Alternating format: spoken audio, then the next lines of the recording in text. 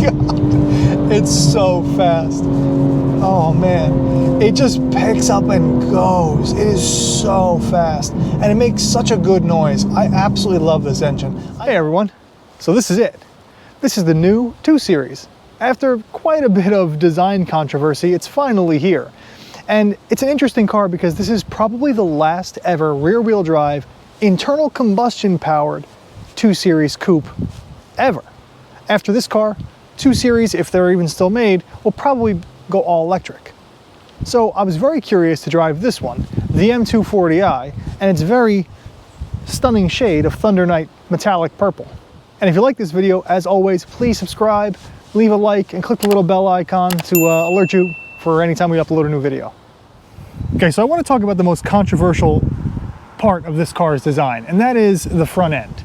So when it first came out, BMW tried to make a lot of parallels between this and the original 2002, which kind of was the first real small, sporty, rear-wheel drive coupe from BMW. That's kind of what kicked off the 3 Series and then eventually this 2 Series. Now, one of the biggest parallels they drew were the headlights. So rather than the traditional dual circle, halo, whatever you want to call them, headlights from BMW, this only has one little headlight, just like the original 2002. However, it's kind of an odd shape how it does this. It just kind of doesn't really work all that well with the rest of the design. It's not really that cohesive, and that drew a lot of criticism. In person, I think it looks much better. I still don't love it, but I like that BMW tried to do something a little bit more interesting. Then there's the grille. So BMW, as of late, has been making ridiculously massive, tall vertical kidneys.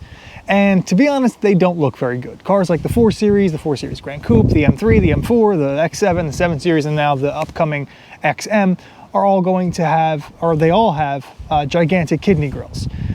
This went for a more traditional approach, where it's wider than it is, tall. And that's very important because that's how BMW kidney grills have always been, save for cars like the 328 from, the 30s. BMW kidney grills should be more horizontal than they are vertical. They should be wider. And these look, I think, very good. And I love what BMW did here. There's really no vertical grill slats like on a traditional BMW. Instead, it's just the openings for the active grills. So these open at speed to cool the engine, and they close for aerodynamics when you don't need the extra cooling. So the flaps create that sort of vertical slat look, and I think that that's really cool. It's a clever mix between function and form, and I really like that. And I really actually like the shape. I like that BMW went back to a smaller, more traditional grille, even though these are quite wide.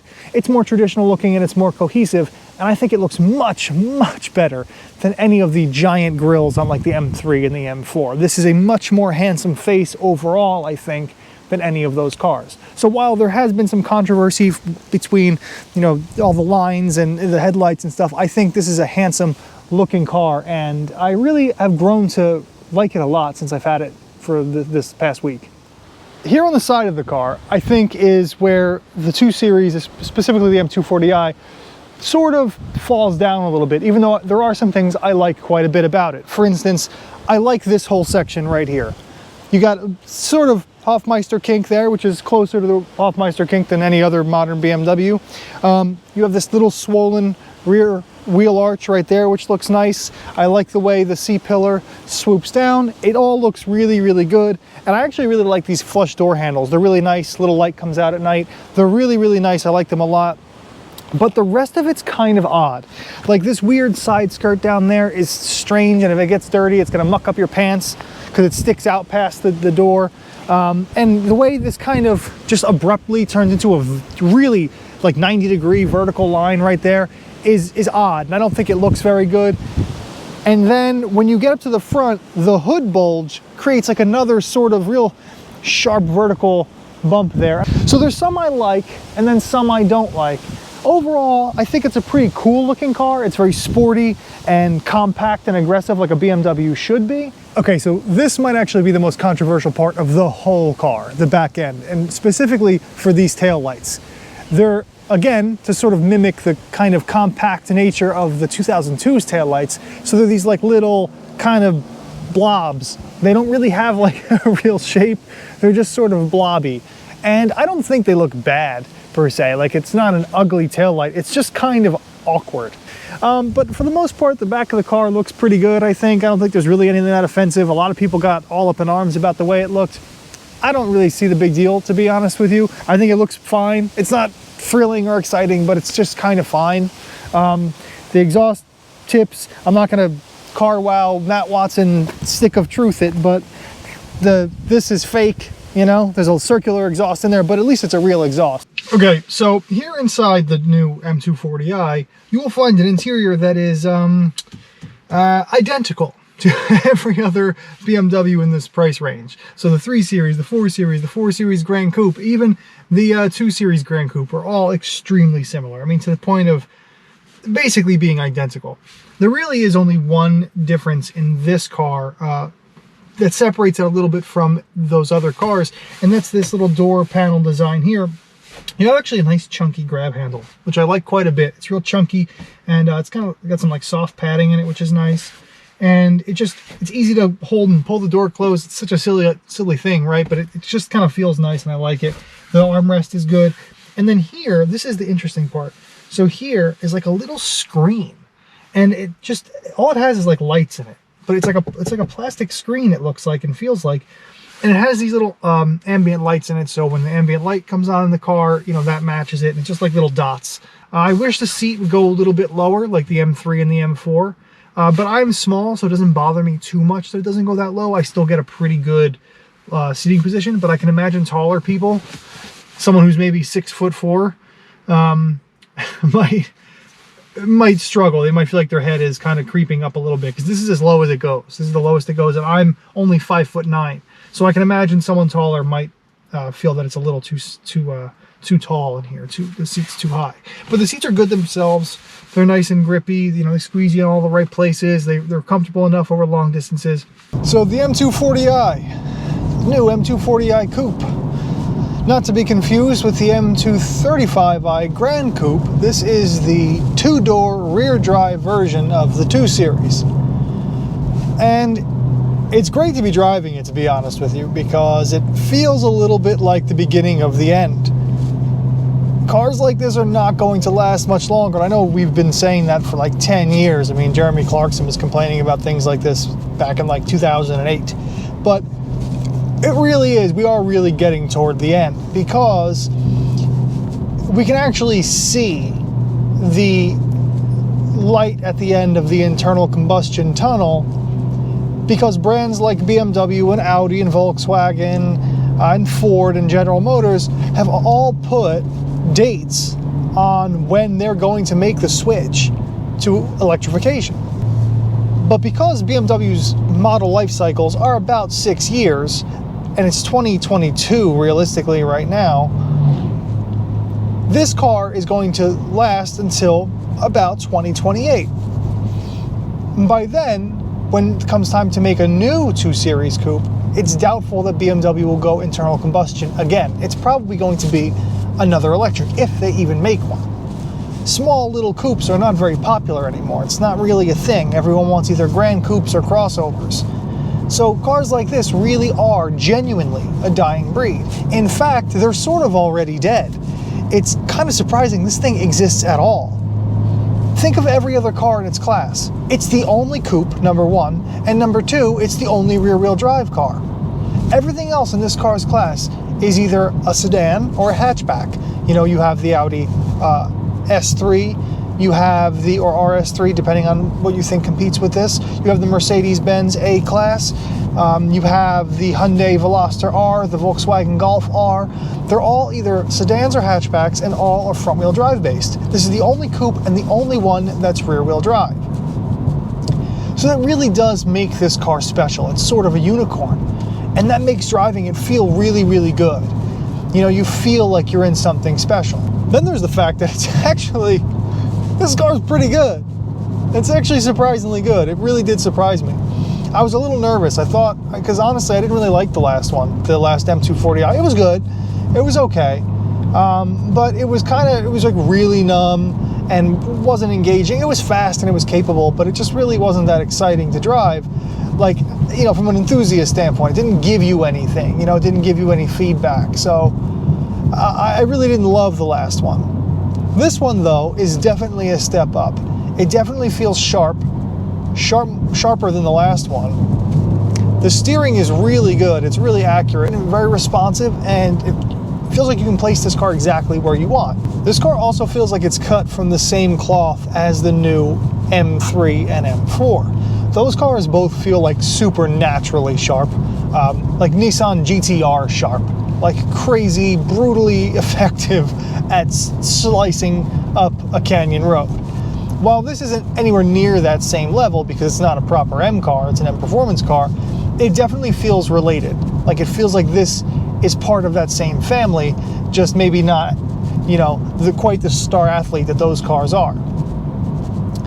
But it feels really like tight, and it feels very just composed. It's such a good little weapon to use down a back road. Now I'm on about as good of a back road as you're gonna get in central New Jersey. There are a couple of little, you know, twists and turns here and there, but nothing too crazy.